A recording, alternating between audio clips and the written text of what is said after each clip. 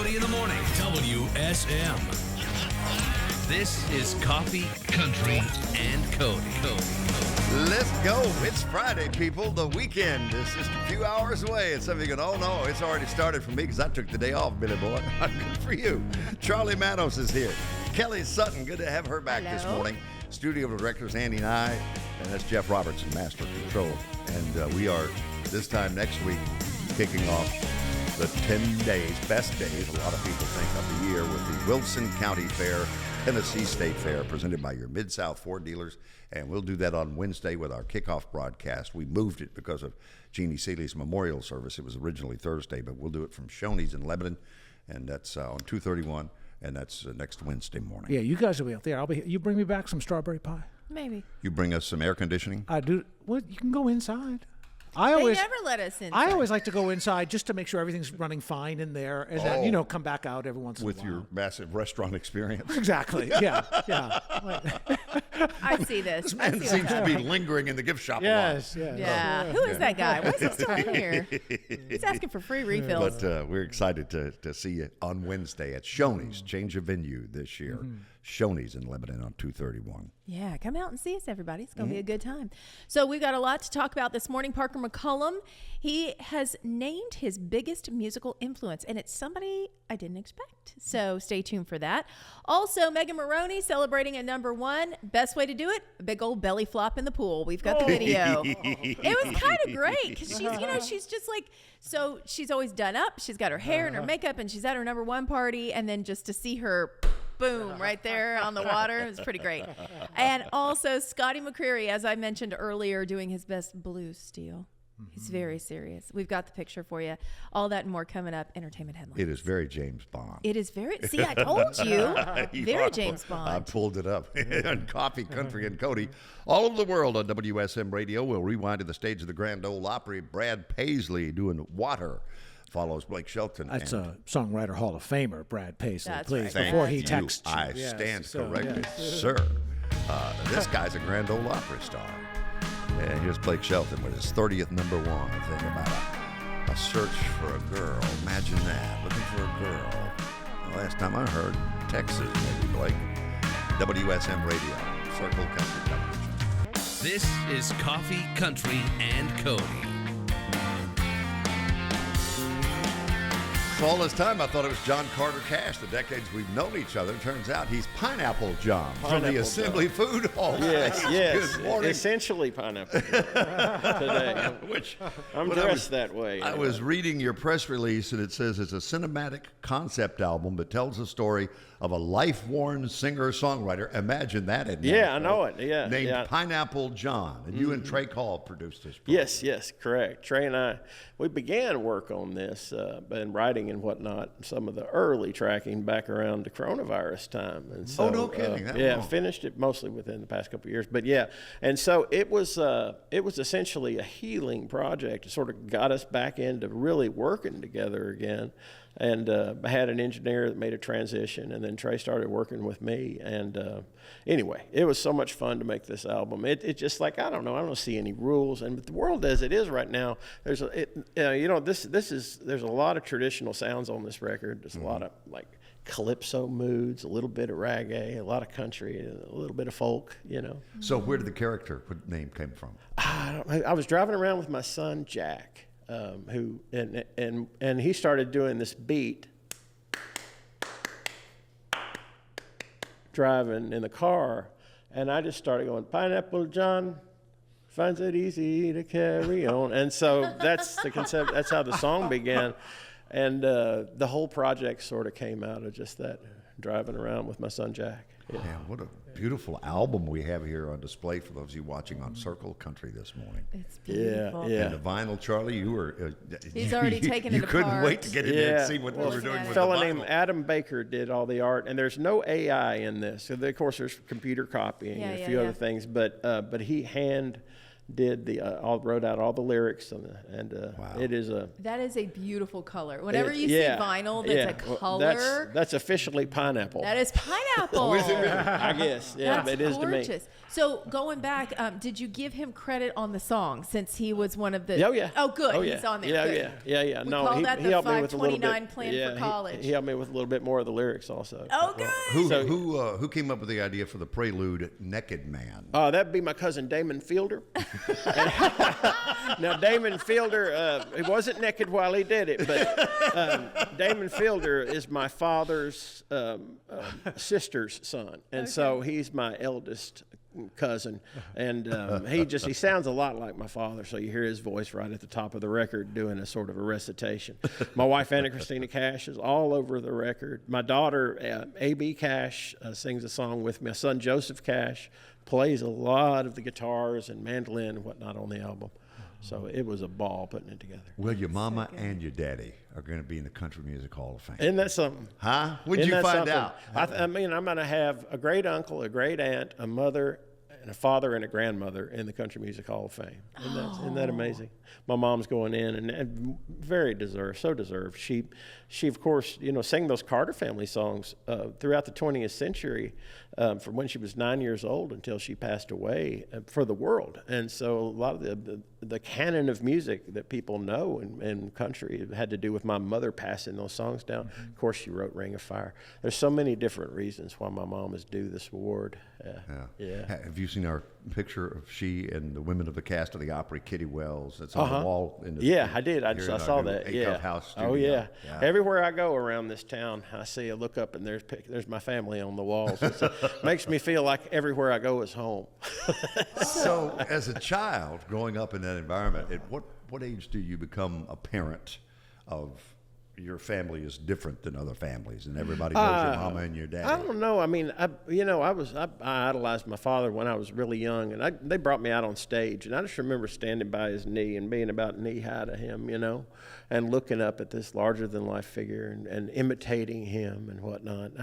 And that was just life to me. I didn't have any comparisons, and so I think it was later on when I really realized how different I was from so many people, probably 10 or 11 years old, before I started to respect the fact that I needed to keep my head in the right order and be grateful about all things in life. My parents were good-natured people, though, with good hearts, Yeah. Well, we were talking to somebody the other day, and we were just saying, did you realize that mom and dad's job was different than other kids? But growing up, you were growing up with other famous kids, and their parents were all playing music too. So it probably didn't seem that out of the ordinary that everybody's going out on tour. No, Roy Orbison lived next door to my dad, and so the Orbison kids, Wesley and Alex and Roy, I was very close with them. Of course, I for years being very close with Patsy Lynn Russell, and so that they were my peers. But Waylon was like an uncle to me, when I was little. So him especially, and Chris, they were very close. But anyway, it's just life. What personality traits do you find as you've gotten older that you have from your mom and your dad? All the worst ones. Great. That's what we were hoping for. All the ones we can't talk about on there.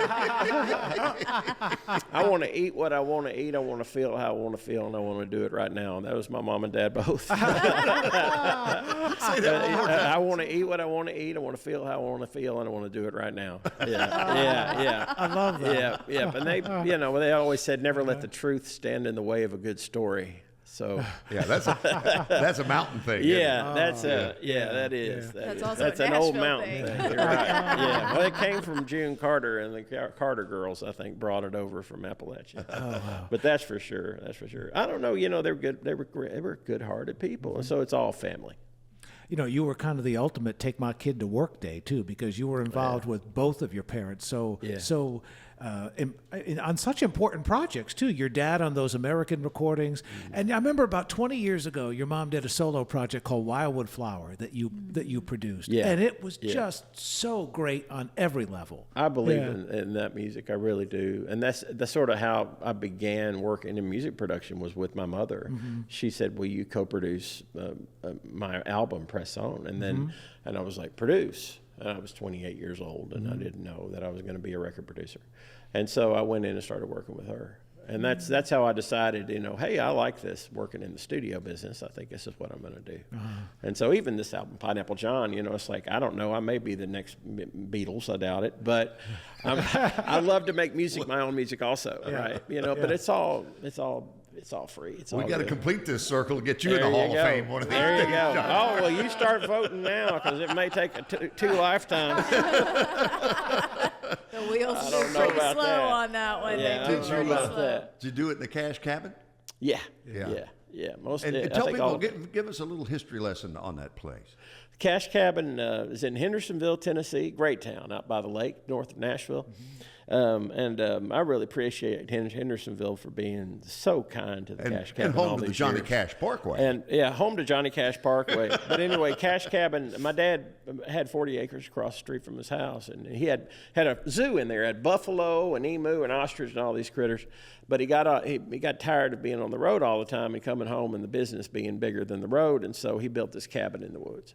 And never intended to make music there, but in 1991, 92, my Aunt Anita was living there, and so she brought in gear and recorded. One of the first musicians to record there was Chet Atkins with Anita Carter. Wow. And Merle Haggard recorded there later with my father, and then, of course, it went on. Loretta Lynn recorded 105 some tracks there, throughout 10 years. You went on a tour one day when you were out visiting John Carter. Oh, yeah. I've never been so happy for someone to be busy and delayed for about an hour, because John Carter and I were going to sit down and do like an hour sit down, but he was finishing up a project, and Trey took me on the golf cart and about an hour tour the whole place. I'm like, this is the coolest thing I've ever done. So, yeah. Y'all come on out anytime. Yeah. We can go fishing. There's a pond. Snow on the Sand. That's where we're going to go first, and you can watch it. We got the video coming for the television audience, and obviously as you listen to WSM Radio. Give us a backstory on this song. I wrote it with Caleb Caudle, and I was just, I was thinking about how, I do remember being in North Florida and seeing snow on the sand. I know they had a big snow last year, I think, in Pensacola. But, you figured that you're in the greatest place in life and that everything's wonderful, but then all of a sudden nature has its way or life has its way, and you find yourself cold in a sunny place, I guess. It's sort of... That's great imagery, man. Is. Great imagery. From Pineapple John Carter Cash, Snow on the Sand, all over the world on WSM Radio, Circle Country Television. From WSM Radio, this is Coffee, Country, and Cody. And John Carter Cash, Pineapple John, is on the Assembly Food Hall stage. Yes, I can smell the hot dogs right now. Yeah, with pineapple.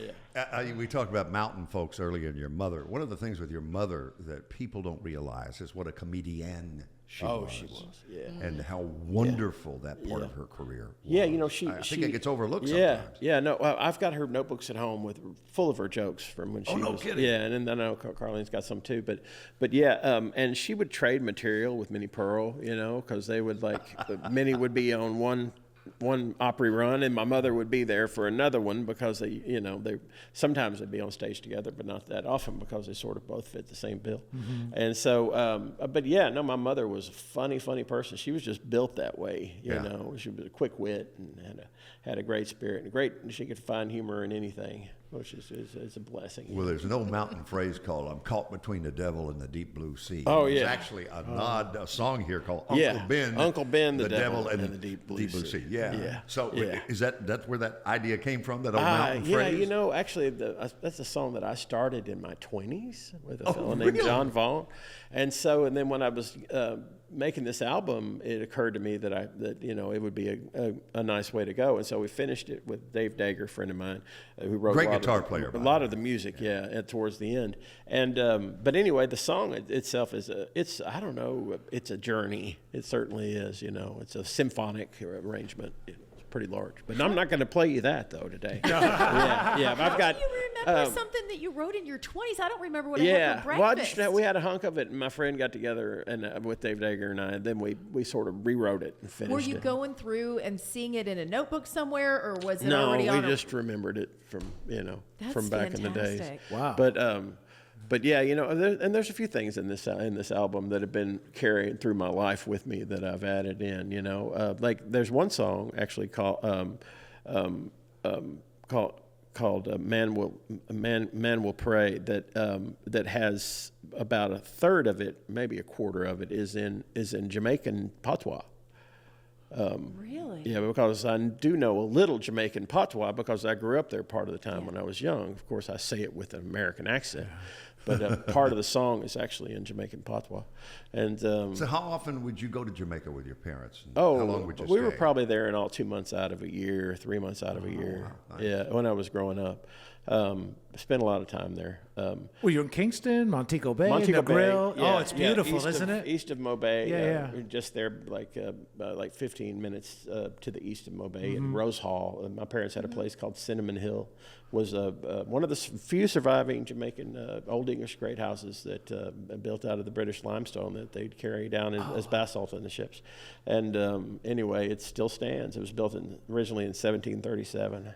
So You still have it? no, we don't. No, okay. but there's no. We couldn't keep it up. It was just far too much to carry on. After my parents passed away. But they spent a lot of time there. But this album, Pineapple John, I've got one single coming out. That's of course it's already out, and that's Snow on the Sand. I've got another single that's coming out called Sleeping with the Mermaid. Well, not since Bobby Bear have we had a good mermaid song. You'll be John sinking Carter. down into the ocean if you're sleeping with the mermaid and the devil in the deep blue sea. But anyway, Sleeping with the Mermaid's coming out August 25th. September 12th, the title track, Pineapple John, will be released. And then the album itself, Pineapple John, is coming out October 10th. And before we wrap up this morning, we have a world premiere, as I understand it, Yes, right, on a song yes, on this album that has never been heard before. Well, Trey and I were talking about this song on the way here, and I, but then just chatting with after I got here, it was just like, let's play that. And no one has ever heard this. This has never been played on radio. It's never been done in public at all. It's something I wrote by myself. Yeah, soon come, and that's a Jamaican phrase. Yeah. I got to ask you about Willis Allen Ramsey's Spider John. Spider John, the ballad And of I Spider didn't John. realize that off the air conversation just how much both of us love and how influential that album was on us. I discovered that album and his music back about 1991 when I was going through my wilder years. And that was one of those coming of age songs, been a ballad of Spider John. But when I was putting the album together, it just told the story, of the character in the album that I have envisioned. Of course, you can't go read the story anywhere. You can create your own story by listening to the record and the music. That's sort of the idea. Well, it has a cult following.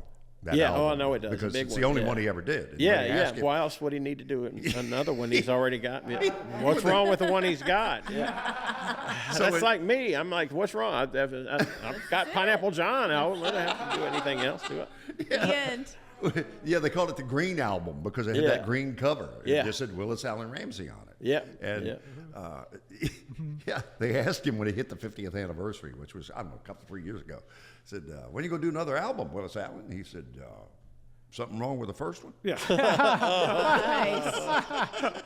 Nice. That's it. Well, you don't have to say a lot if you say it right. If you say it right, and that song does. You walked in and I told you how much I really liked your shirt, and now I'm looking at this and I'm just wondering, are we going to get merch? Are we going to get Pineapple John merch? That's where we're headed. Okay. We're headed that way. Yep. I've actually got some T-shirts. I'll get you guys some. I'm about to do another run, and so I'm gonna. And I think you would be an XL. You'd be a large and a large. Sure. I mean XS Yes. is what I'm saying. Oh, XL is fine. I'll take it. XS, him and XL. I'm pointing the wrong way. XS is extra small, extra large, large. I'll take whatever you give me, man. Extra large is also excess. Yeah. XS is extra small for you. I just love the idea, the vibe of it. Like, I can see us all wearing a shirt and just as soon as you put it on, you just kind of. Hey, but I want sunglasses from the Pineapple John. Or just a poster. Man, Adam Baker did that. That's He's cool. a Hendersonville native and known him for years and years. But anyway, absolutely love the artwork. It's awesome. It's one of those you can look at 20 times, and every time you see something you'll a little see something different, right? Yeah. There's guitars and mermaid tails and beer cans and funny looking leaves. Charlie, you see something different because you're alcohol infused. Alcohol infused? Well, learned that yesterday on pineapple the is a good mixer. It is. Goes well. You see a lot of things. Yes. Oh, As we dear learned Lord. yesterday.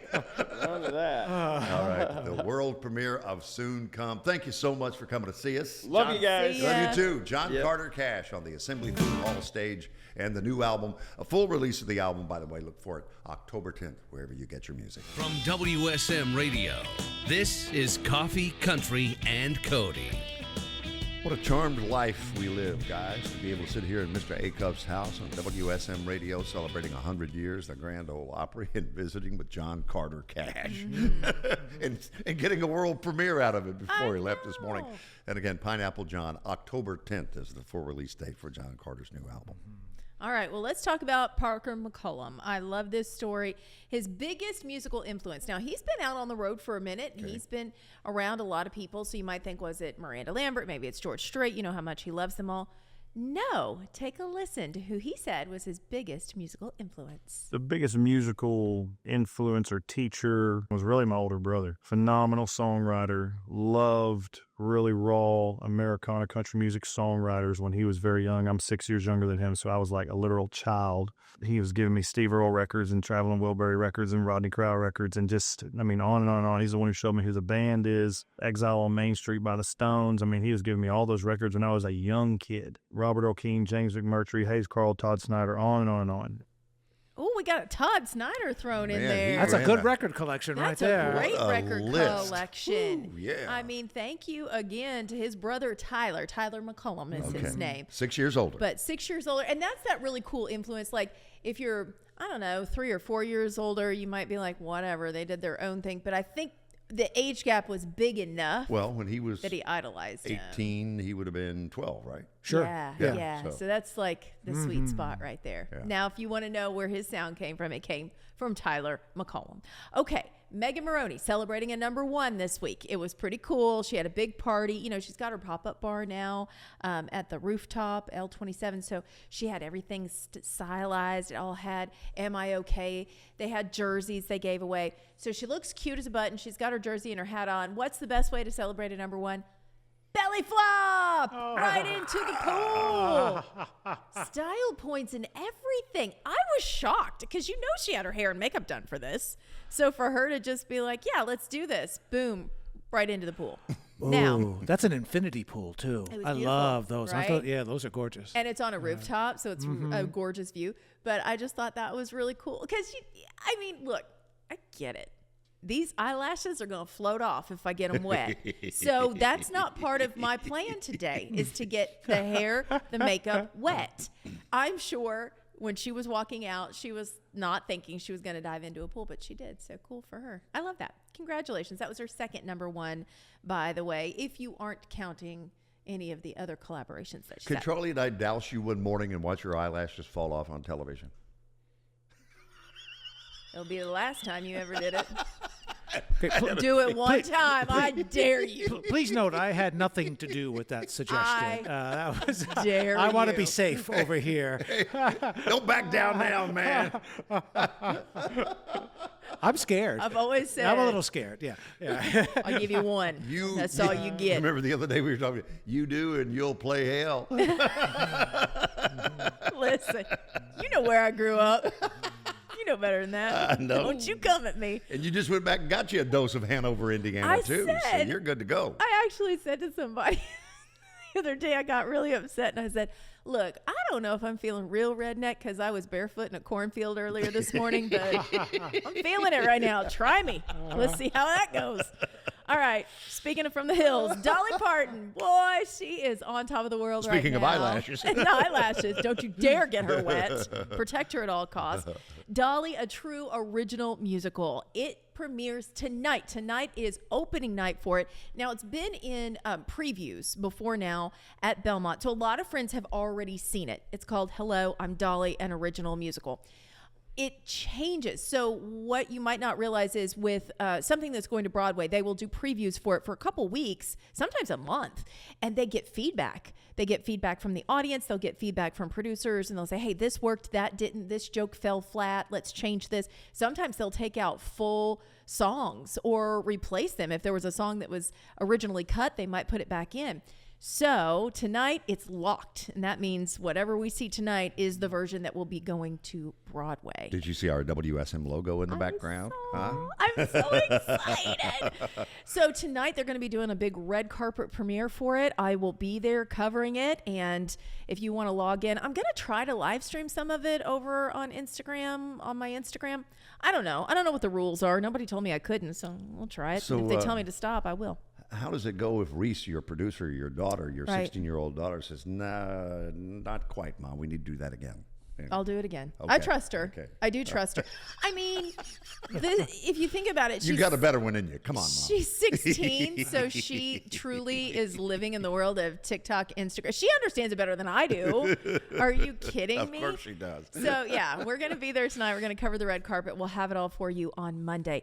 One of the cool things, and I didn't realize this, but Carrie St. Louis is one of the Dollies. She is the oldest Dolly. So you've got young Dolly, middle Dolly, and then the older version of Dolly. And she said that Dolly was there every rehearsal watching. And there was one rehearsal that they looked out and she wasn't in the audience.